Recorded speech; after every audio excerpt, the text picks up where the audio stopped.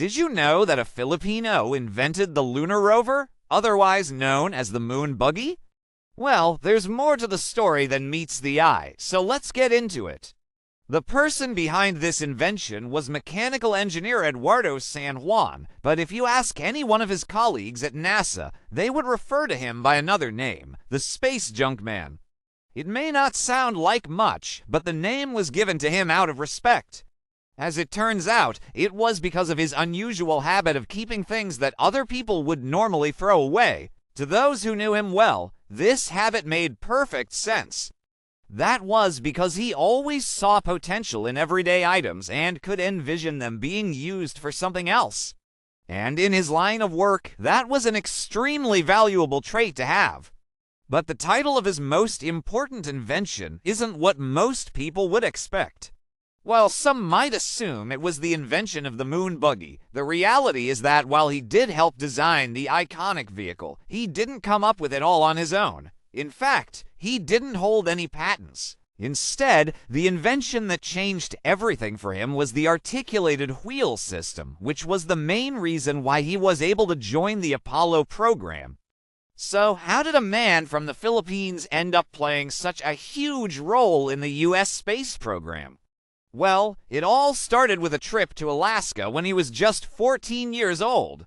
At the time, he was living with his father, a sergeant in the U.S. Army, and his stepmother in the Philippines. But for reasons his mother wouldn't disclose until he was older, he spent part of his childhood with relatives in the United States. It was during that visit to Alaska that he learned how to fly an airplane. Later on, he took flying lessons and even earned his pilot's license. But that wasn't the only thing that sparked his curiosity. While attending high school in Seattle, Washington, he became fascinated with the inner workings of machines.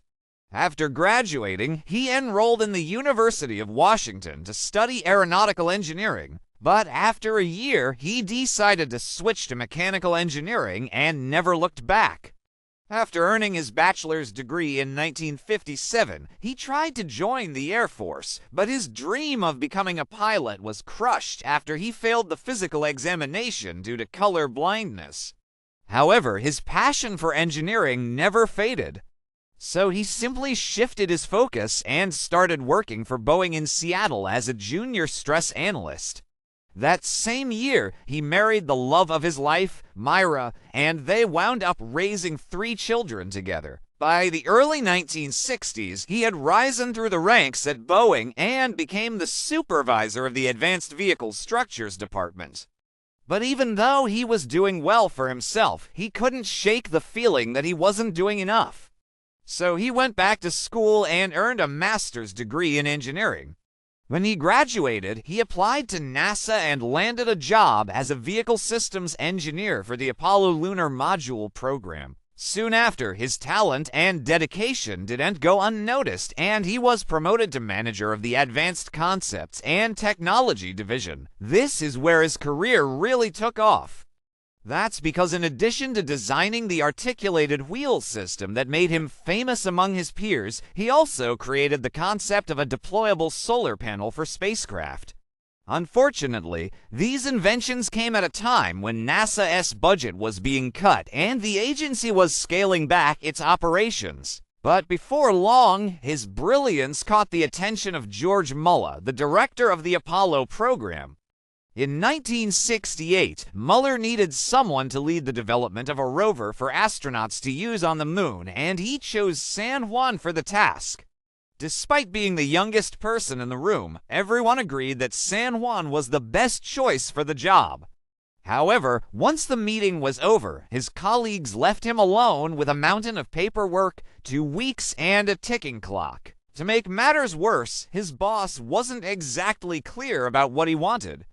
All Muller told him was to create a rover that could drive on the moon and be deployed from the lunar module. There were no specifications or blueprints, so it was completely up to San Juan's imagination. The first thing he did was talk to the scientists who were studying the moon's surface. They provided him with detailed images of the terrain, which showed a surface covered with sharp rocks and deep craters. So the first thing he did was design a wheel that could handle the rough terrain. That's when he came up with the idea for the articulated wheel system, which consisted of several small wheels instead of two large ones. This allowed the rover to maintain traction even on the steepest hills without flipping over. He also designed a lightweight body made of aluminum that could withstand the low-gravity environment of the moon, and finally, he equipped it with solar panels to provide power and a battery to store excess energy. There was just one problem, though. The rover was supposed to be delivered to the astronauts along with the lunar module. And since the module had already been designed, the rover had to fit inside it. This meant that it needed to be compact enough to be folded up and stored in a small compartment. San Juan and his team ended up spending almost a year working around the clock to solve this problem. They tried everything they could think of, but nothing seemed to work. Then, one day, while walking through a parking lot, San Juan noticed a Volkswagen Beetle. He realized that the car's front and rear axles were connected by a hinge, which allowed the wheels to move up and down independently. This gave him the idea to connect the wheels of the rover using hinges instead of spokes.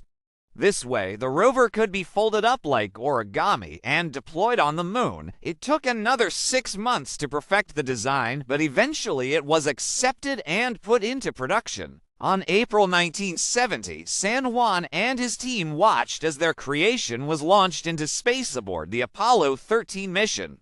Sadly, it would be the last time he saw his invention in person.